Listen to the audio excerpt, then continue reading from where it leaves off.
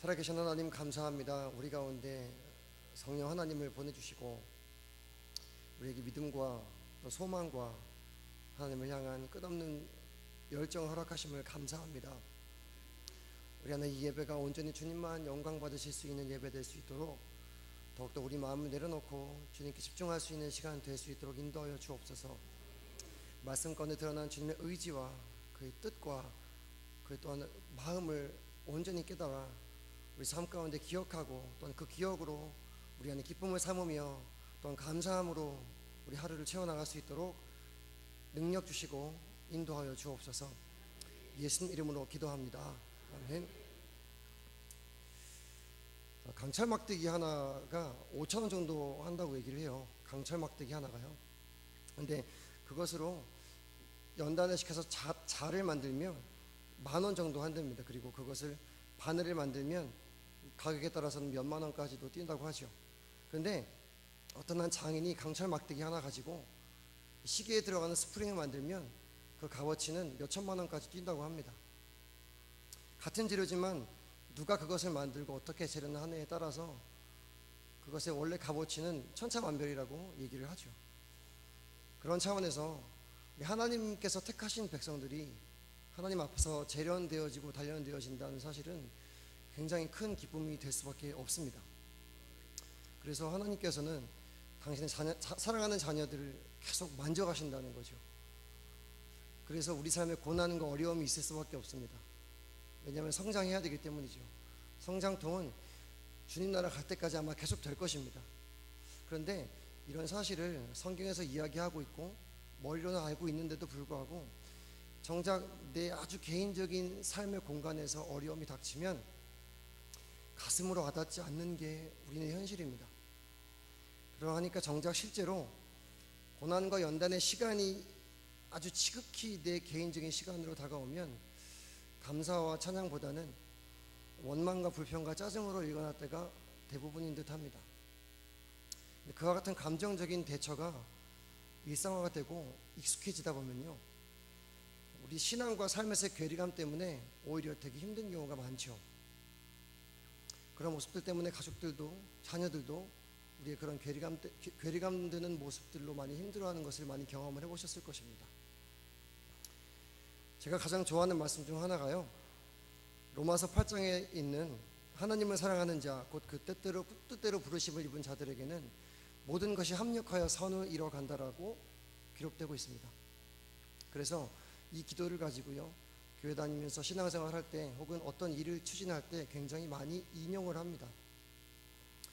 실제로 어려운 일이 닥치면 다 합력해서 선을 이루어 가시겠지라고 생각을 하게 되죠. 그러면 정말 어려움이나 혹은 곤란함들이 오히려 유익이 되는 경우를 종종 보기도 합니다. 그런데요, 진짜 정말 어떨 때는요, 아무리 기다려도요, 내가 생각한 그 선이라는 것이 도무지 내 머릿속에, 내 삶 속에 이루어지지 않는 것처럼 보일 때가 종종 있습니다.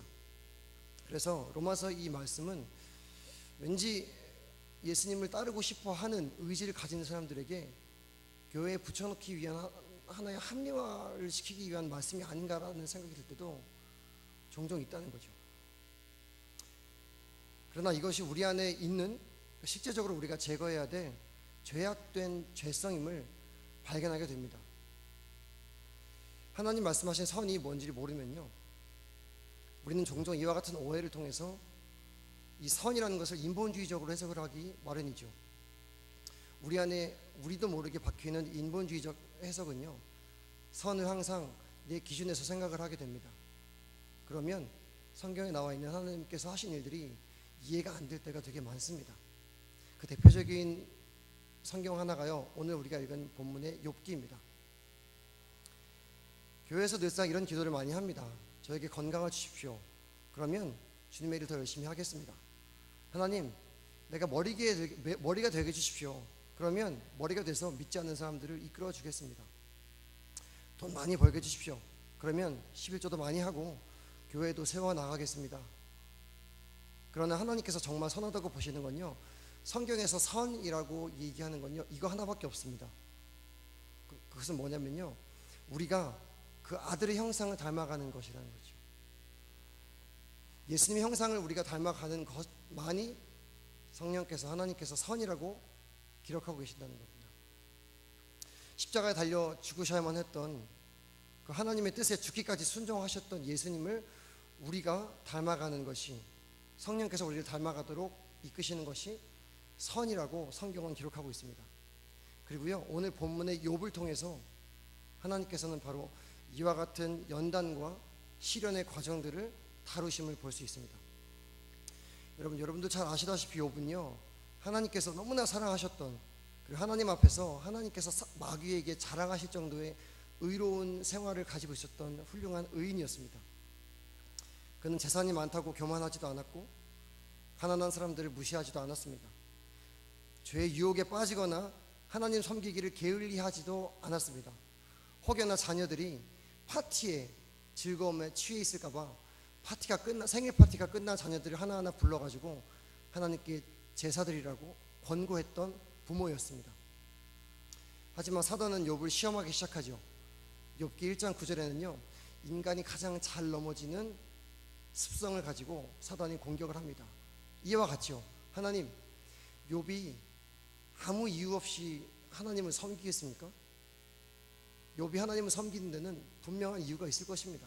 그것이 외적이 됐든 내적이 됐든 일단 분명한 이유가 있겠죠. 그거 아십니까? 심리학에서 인지 부조화 원리라는 원리가 있습니다. 이게 뭐냐면요, 자기가 몸담고 자기가 의지적으로 선택했던 그것을 잘 버리지 못하는 습성을 인간이 갖고 있다는 거죠. 그래서 그 길이 옳지 않고 진리가 아닌 걸 알지만 나오지 않는 것이 인지 부조화의 원리랍니다. 근데 이것이 욥기 1장 9절에서 이야기한 인간의 습성과도 매우 흡사하다는 것이죠. 그리고 그 시험의 결과는 말 그대로 다 욥이 잃는 것이죠. 모든 자녀가 죽고 전 재산이 파산당하고 심각한 육체의 질병까지 얻게 됩니다. 그리고 그럼에도 불구하고 그 신앙은 꺾이지 않는 것처럼 보이죠. 훌륭합니다. 위대한 신앙의 지조를 갖고 있죠. 심지어는 아내가 하나님을 욕하고 죽으라고 하고 도망을 가지만 욥은 기왓장으로 자기 병든 몸을 긁으면서 하나님을 원망하지 않습니다. 이런 그의 신앙 고백대로라면, 이렇게 마무리 지어주고 성경에서 그렇게 기록이 끝난다면 참 앞뒤가 맞는 이런 위대한 신앙을 가진 사람들로 우리가 남아야겠구나라는 결론에 이를 텐데, 안타깝게도 욥기의 중간부터는 욥이 철저하게 무너지는 모습을 그대로 여실하게 드러내고 있다는 사실입니다. 소위 신앙 좋다는 친구들이 와서 함께 아파해주기 시작하지만 일주일 후에 그 친구들은 소위 신앙을 가지고 욥을 공격하기 시작합니다. 신앙을 가지고 말이죠. 하나님이 너를 치신 것은 분명 네가 부정하기 때문이다 라는 것을 시작으로 해서 욥이 믿고 있었던 그 신앙이 바로 공격의 근원이 되고 있습니다. 완전히 벌거벗겨져서 신앙적으로 무너지기 시작합니다. 그가 붙들고 있는 것이 유일한 것이 신앙이었는데 그 신앙으로 공격을 당하니까 욥이 무너지기 시작하죠. 결국 그와 같은 마음의 시련을 참지 못하고요, 그는 차라리 죽기를 원합니다. 그리고 자기 인생을 저주하고 죽음으로 모든 것이 끝난다고 허무해하기도 합니다. 여러분, 유대인은요 결코 하나님을 대놓고 원망하지 않습니다. 그러나 유대인은 대신 자기 삶을 원망하면서 하나님 앞에 원망과 불평을 털어내는 것이 일반적입니다. 더 나아가서 하나님 앞에 서운하다고 그 답답함을 토로하기 시작하죠. 그리고 친구들과 마지막 부분에 가서는 논쟁을 합니다. 엄청난 말싸움을 합니다. 네가 맞고 내가 틀리다, 내가 맞고 네가 맞다, 뭐 여러 가지 얘기들을 많이 하게 되죠. 그리고 그 친구들과의 논쟁이 극에 다다랐을 때쯤에서 하나님께서 욥 앞에 나타나십니다. 그런데 욥기가 참 재밌는 게 뭐냐면요, 하나님께서 나타나셔가지고 야 미안하다, 내가 널 시험해서 그런데 내가 더 큰 축복을 줄게 라고 하시면 좋겠지만 하나님은 그와 같은 사과를 한 번도 하신 적이 없으십니다. 욥에게는요 이렇게 말씀하시죠. 내가 천지를 만들 때 너는 어디 있었느냐, 내가 땅에 기초를 놓을 때 너는 어디서 무엇을 하고 있었느냐, 나는 여호와 하나님이다 라는 말, 그 이상도 그 이하도 아닌 말을 하십니다. 그래서 욥은요 이렇게 끝납니다. 물론 뒤에 그 배의 축복을 받았다고 얘기도 하고 있지만 실질적으로 근본적으로 우리가 생각을 해봤을 때 사단과 하나님과의 내기에서 사단이 이긴 것처럼 보일 수도 있습니다. 왜냐하면 결과적으로 욥은 하나님을 원망했기 때문이죠. 그러나 우린 성경을 통해서 하나님께서 말씀하시고자 하는 의도가 뭔지를 반드시 알아내야만 합니다. 그렇지 않고 표면적인 이야기들로만 끝낸다면 이것은 굉장히 산으로 갈 수 있는 위험 요소를 갖고 있다는 것이죠. 여러분, 성경 속에 드러난 하나님의 일하심은요, 그리고 그 모든 사건을 통해서 지금 현재 하나님의 자녀인 우리들에게 전달하시고자 했던 분명한 의도가 담겨져 있습니다. 그렇기 때문에 성경은 하나님의 약속이라고 표현을 합니다. 욥기서는 이렇게 끝나지 않습니다. 욥의 절망의 끝이 죽음이 아니고 욥의 절망이, 욥의 낭망이 무의미한 것이 아니라는 것을 계속 강조를 하고 있습니다. 그것은 한두 번 나오는 것이 아닙니다. 욥기가 어떤 하나의 소설처럼 기승전결이 있어서 결말 부분에 가서 정확한 결말이 딱 나오는 것이 아닙니다.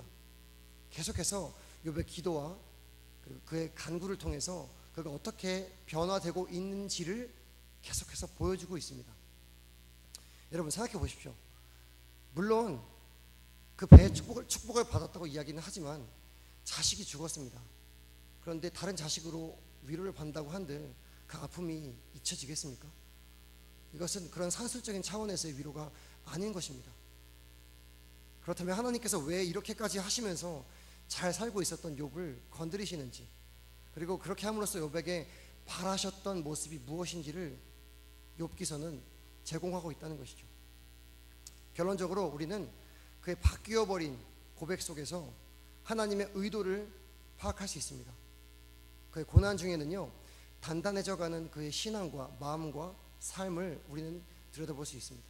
첫 번째로요, 욥은요, 하나님을 아는 신앙에서 하나님을 인격적으로 만난 신앙이 되었습니다. 여러분, 욥기 42장 5절입니다. 한번 같이 한번 읽어보겠습니다. 시작. 이제는 눈으로 주를 배움나이다. 그의 고난과 어려움이요, 주님의 머리로만 아는 신앙에서 그리고 열심으로만 따르는 신앙 그 이상도 그 이하도 아니었던 것에서부터 비롯돼서요, 인격적으로 하나님을 만난 신앙으로 바뀌어버렸습니다. 여러분, 인격적이란 말은요, 결론적으로 하나님과 자신이 어떤 관계인지를 파악하면서부터 비롯됩니다. 그리고 성경은 이 관계에 대해서 우리에게 아주 정확하게 말씀하셨습니다. 그것은 바로 신랑과 신부의 관계라는 것이죠. 남편이 아내를 위해 죽을 수 있습니까? 있습니다. 그리고 반대로 아내가 남편을 위해 목숨을 버릴 수 있습니다. 그런데 그 사랑이 식어진다면 그것은 더 이상 부부관계 유지를 할 수 없는 것입니다. 남편이 아내를 알듯이, 그리고 그렇게 서로를 알아야 하는 관계, 히브리어로 야다라는 것은 남편과 아내가 잠자리를 같이 하다라는 성관계를 의미합니다. 아주 여실하게 친밀한 관계를 의미하는 거죠. 그것이 하나님과 우리와의 관계입니다. 잘 와닿지 않으신다면 하나님께서 그만큼 인간이 느낄 수 있는 가장 친밀한 감정을 느껴야만 한다라고 강조하고 있는 것입니다. 욥의 열심히 있는 신앙을 넘어서 인격적으로 하나님과 아는 신앙, 도저히 거부할 수 없는, 도저히 내 사랑하는 그를 등질 수 없는, 그의 마음을 아프게 할 수 없는 그와 같은 신앙을 주님은 원하십니다. 두 번째로요, 부활의 주님을 소망하는 신앙으로 바뀌게 되었습니다. 이게 무슨 말이냐면요, 욥기 19장 25절을 한번 같이 읽어보겠습니다. 25절 26절 읽겠습니다. 시작.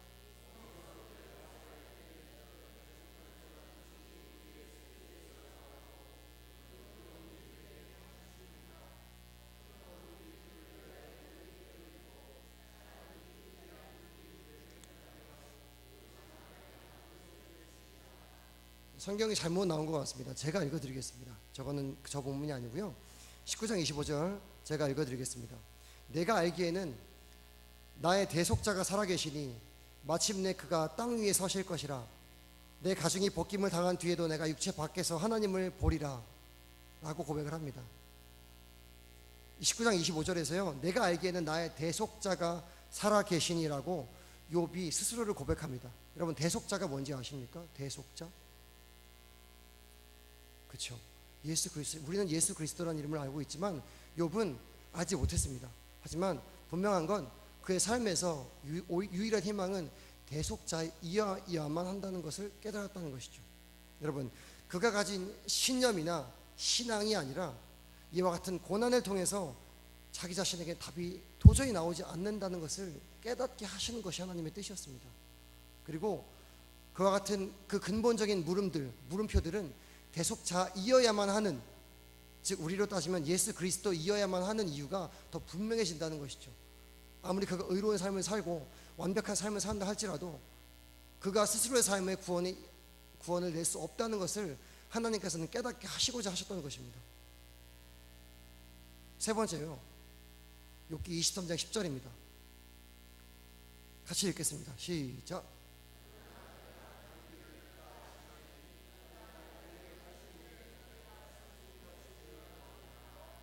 아멘. 욥은 그와 같은 자기의 길, 자기의 인생이 온전히 하나님 앞에 서지 않고는 불가능하다라는 것을 드디어 깨닫게 되었습니다. 이것이 욥에게 원하시는 하나님의 계획과 뜻이었음을 욥기서를 통해서 이야기를 하고 있습니다. 하나님께서는요, 욥의 고난을 통해서 그를 선하게 만드시고 정금 같게 만드시려는 마스터 플랜을 가지고 계셨습니다. 물론 거기에 하나님께서 이전보다 2배의 축복을 주시지만 그것은 하나님께서 말씀하시고자 하는 본래의 의도와 목적이 아니라는 것이죠. 욥의 인생을 만들어 가시고 다져 가시려는 의도는 결국 오늘날 살아가는 우리가 예수 그리스도를 주인 삼는다는 것이 어떤 의미인지를 다시 한번 돌아보게 만드는 아주 중요한 의미를 갖고 있습니다. 여러분, 예수님을 머리로 하는 참된 몸된 교회가 바로 우리입니다. 성령을 통해 믿음을 선물로 받았고 그리스도와 언약 관계를 맺은 아주 중요한 교회가 바로 우리입니다. 하나님과 언약 관계인 주의 백성들이 바로 우리들입니다. 그러기에 증인으로서 우리는 세상을 살아갈 수밖에 없는 존재들이 되어버렸습니다. 존재가 완전히 뒤바뀌었습니다. 그저 내가 하고 있는 일에서 좀 더 착하게 살아야겠다, 내지는 뭔가 이렇게 살면 안 되겠다라는 깨달음 그 이상의 의미가 있습니다. 도덕적 선한 어떤 내 의지적인 결단이 아니라 그리스도가 왜 나를 위해 죽으셨는지를 알 수밖에 없게 만드셨다는 것입니다. 이것이 우리에게 허락된 선물입니다. 그러기에 여기에 주님의 훈련과 연단, 고난이 있을 수밖에 없습니다. 왜냐하면 그렇게 함으로써 제가 말씀드렸던 3가지, 첫 번째, 주님과 올바른 관계를 머리로 아닌 가슴으로 알게 될 것이고, 두 번째, 결국 우리 인생 안에 내 스스로의 뭔가의 답이 없음을 깨달았기 때문에 더욱더 입을 다물 수밖에 없다는 것을 알게 될 것입니다. 그렇게 함으로 예수 그리스도만이 우리의 유일한 구원자심을 머리가 아닌 가슴으로 울게 되겠죠. 그럼 세 번째, 그래서 결국 하나님 아닌 다른 그 어떤 것으로도 위로를 삼으려 위로가 되지 않을 것입니다.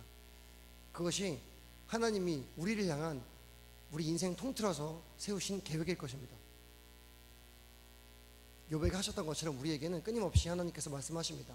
합력하여 선을 이루자. 우리 안에 성령께서 내주하십니다. 믿음을 주시고 눈에 보이지 않는 하나님 나라를 꿈꾸게 하십니다. 눈에 보이지 않습니다. 그런데 우리는 희망하고 소망할 수 있다는 사실이 기적입니다. 이것은 성령께서 내주하셔야만 가능한 일입니다. 성경이 이야기하죠. 믿음은 바라는 것들의 실상이요 보이지 않는 것들의 증거라고 말입니다. 저희 아버지는 정신지 장애자십니다. 제가 제 어린 얘기를 좀 하자면요, 어렸을 적부터 저희 아버지는 아주 어렸을 때부터 이 질병을 알아오고 계셨습니다. 그래서 이 질병을 고치려다가 실패하고 저희 친할머니가 자살을 하셨습니다. 그리고 그와 같은 아버지를 친척들이 노력하다가 안 되니까 떠맡다시피 25살 난 처녀인 우리 어머니에게 떠맡기다시피 안겨버렸습니다. 모르셨죠, 물론 저희 어머니는. 어머니 말씀에 따르면 도망가야 되겠다라고 생각했던 결심이 한두 번이 아니었답니다.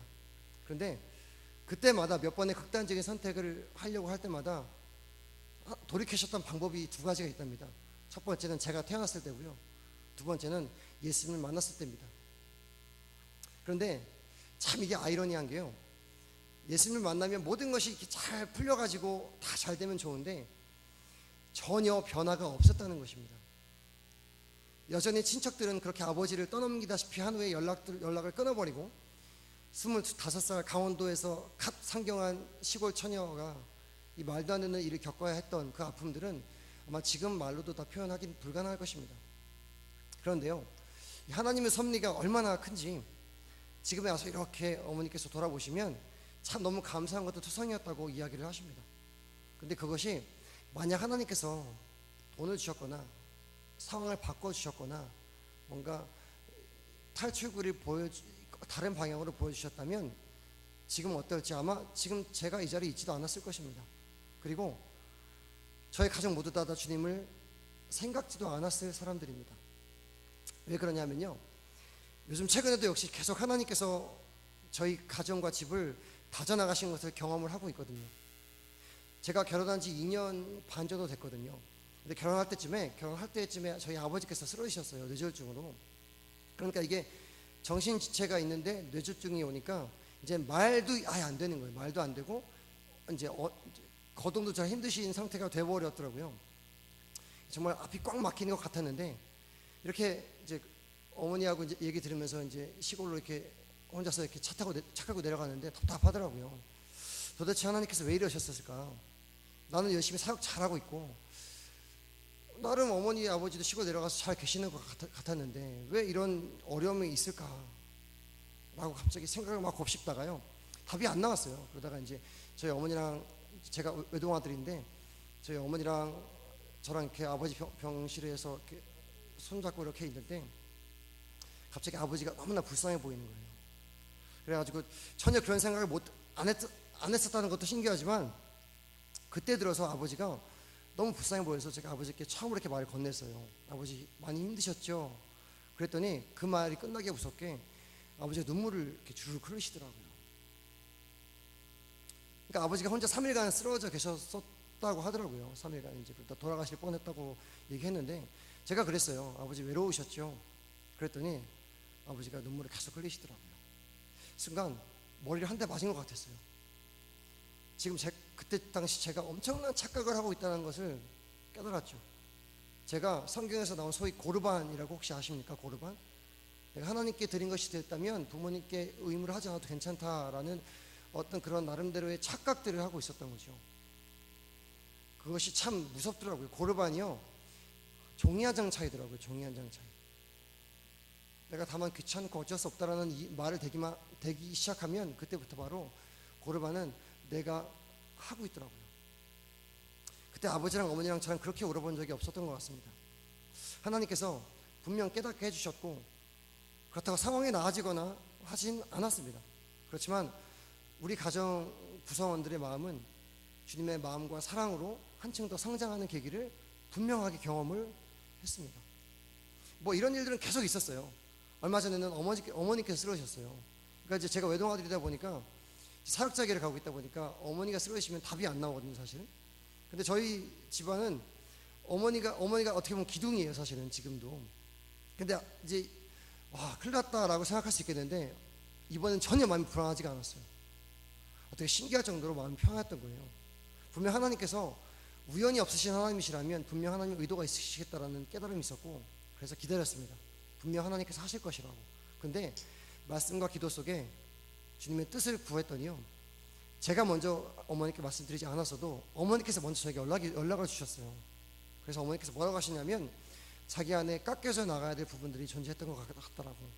그래서 어머니 자신을 통해서 저에게 하나님께서 응답을 주셨던 것을 이번에 깨달았습니다. 그것이 근데 다른 방법이 아니른 말씀과 기도를 통해서였어요. 지금은요, 저희 어머니와 매일 말씀과 기도로 카톡으로 이렇게 주고받고 있어요. 저희 어머니가 말씀 묵상하신 것들 저에게 보내주시고 제가 기도한 것들도 보내드리고 하면 어머니께서 거기에 또 반응해 주시고 또 같이 기도하고 이런 이제 하루하루의 말씀과 기도의 삶들을 계속 해나가고 있거든요. 근데 이 삶이 얼마나 귀한지요. 예전 같으면 저희 어머니와 저의 대화의 주제는 거의 뭐 명절마다 한 번씩밖에 못 뵀기 때문에 통화를 한번 하게 되면 온갖 그 자격지심을 끌어안고 사셨던 그 젊은 날의 기억 때문에 그런지 모르지만 온통 저에 대한 걱정과 손주에 대한 걱정들로 가득 차 있어요. 그런데 지금은 달라졌어요. 지금은 하나님께서 일하실 것들을 기대하면서 기도 제목들을 말씀하시고 평안한 마음 말씀하시고 혹여나 저에게 제 어떤 신앙의 어려움들이 있을까봐 걱정을 먼저 해주시는 어머니를 제가 먼저 발견하게 된 거죠.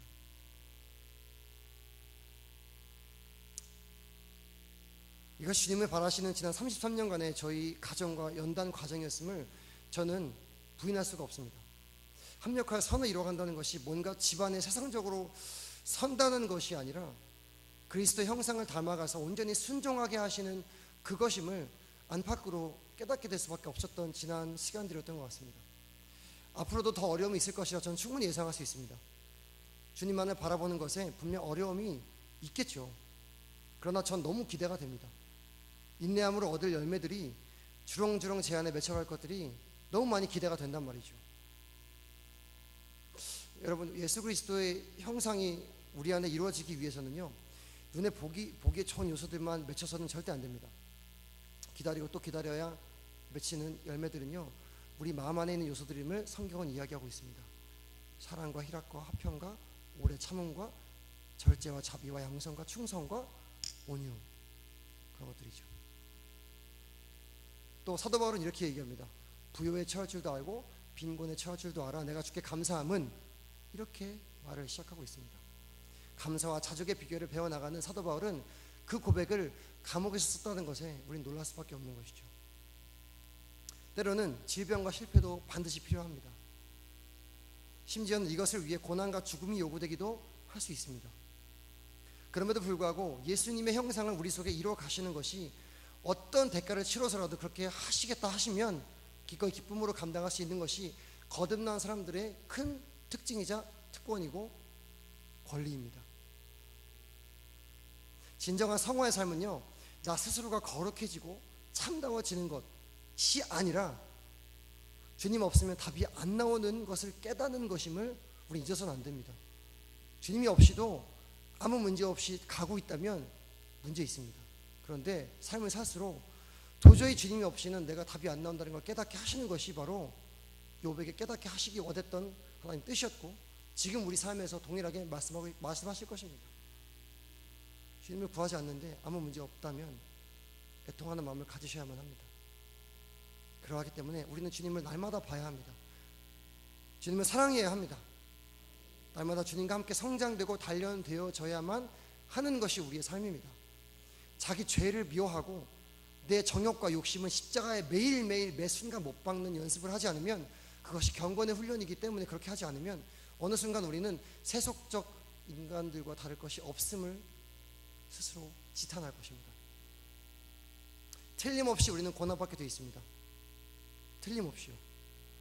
하나님께 속한 자는 반드시 주님께서 원하시는 모습으로 다져가게 되어 있습니다. 그리고 사단에 속한 자들은 끊임없이 비방하고 우리를 공격할 것입니다. 그러나 이를 이용해서 하나님께서는 우리를 정금 같게 만드실 것입니다. 얼마나 기쁜 일인지 아십니까? 세상의 공격들까지도요, 그것을 이용하셔서 우리가 인내하고 순종하기만 하면 우리 안에 성령의 열매들이 주렁주렁 맺혀가시는 것을 보게 하실 것입니다. 이것이 우리 인생의 가장 큰 기쁨이 되어야만 합니다. 이것은 하나님 나라가 이미 내 안에 이루어져 가고 있다는 증거이기 때문입니다. 하나님 나라가 여기 있다 저기 있다 할 수 없고 이미 내 안에 이루어지고 있다라고 우리 예수님께서 말씀하셨습니다. 예수님께 주신 구원이란 주의 통치 안에 들어가는 그 나라의 영광에 이른 자들을 의미합니다. 그러나 구원을 잘못 이해하면 내가 지금 누리고 있는 것들 혹은 누리고 싶은 것들을 마음껏 욕심껏 하는 것으로 착각하게 됩니다. 그래서 죄는 어떠하든지 천국 갈 수 있을 거라 착각하는 것이 가장 무서운 오늘날의 영적 공격입니다. 그래서 잘못 인식한 이 구원의 확신은 내가 지금 죄 가운데 살고 있으면서도 깨닫지 못하고 그리스도로부터 멀어지게 됩니다. 이것이 가장 무서운 현실입니다. 길 가다가 수표 한 장 주우면 적어도 오늘 하루 나에게 잘못한 사람들 웬만하면 용서할 것입니다. 그런데 구원의 기쁨이 지나가던 수표 한 장만도 못하게 된 오늘날의 현실과 크리스찬들의 마음을 들여다본다면 이것은 통탄한 노릇이 아닐 수가 없습니다. 우리의 감정과 마음을 짜증과 온갖 분노를 일으키는 것들로부터 마음을 지켜내야만 합니다. 그와 같은 세상의 것들을 바라보는 것이 아니라 우리 주님만을 바라보며 그 마음 가운데 소망을 품어내야만 합니다. 말씀과 기도 아니면 우리는 거룩할 수 없습니다. 말씀과 기도는 여러분 의무가 아닙니다. 여러분 말씀을 보실 때, 성경을 보실 때 결코 의무감으로 보셔서는 안 됩니다. 뭔가 의무감으로 다가온다면 그때부터 우리 마음은 지금 병들어 있는 것입니다.